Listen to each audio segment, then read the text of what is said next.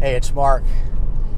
A week or so ago, while having dinner at a conference, I sat across from two women. I'll give a quick shout out to Judy and Devana without identifying them by their last names in case they don't want the shout out.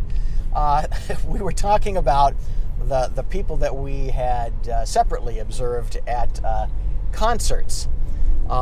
Who, instead of actually watching the concert, were filming the concert, video on their phones. So in essence, they weren't watching the concert live. They were watching a video screen of the concert. So is that even watching a concert live? I'm not sure.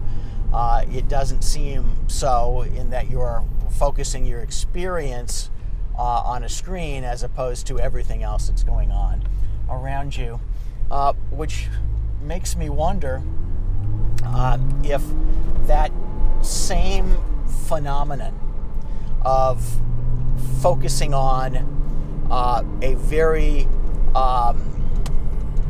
narrow object or a very narrow sort of viewpoint doesn't also impact many others in healthcare.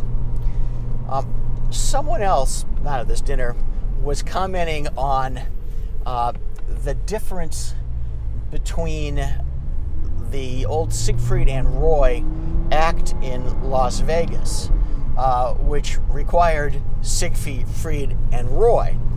So even though they were making, I don't know what it was, some $50 million a year, they had a very large show, around 400 employees, as I recall.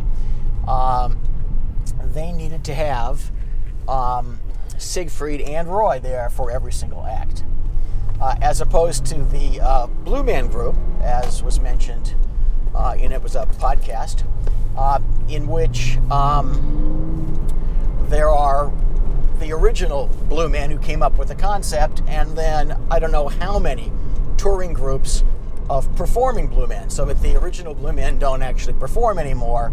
They're basically running a very large Blue Man entertainment complex. Well, many people in healthcare, certainly many physicians, the huge majority, are hands-on. Hands-on like the Siegfried and Roy. They're not hands-on in terms of, say, coming up with the design elements and then pulling the strings or supervising, whatever you want to call it, over those who are actually performing. Part of the problem, and there are many, with that business model is that the performers, the physicians in this case, tend to be so focused on the performance that they're not seeing many of the elements around themselves, the elements that impact their business, and as a result are often hit by surprise when on another level of occurrence, that not from what's sort of directly in front of their face, something happens.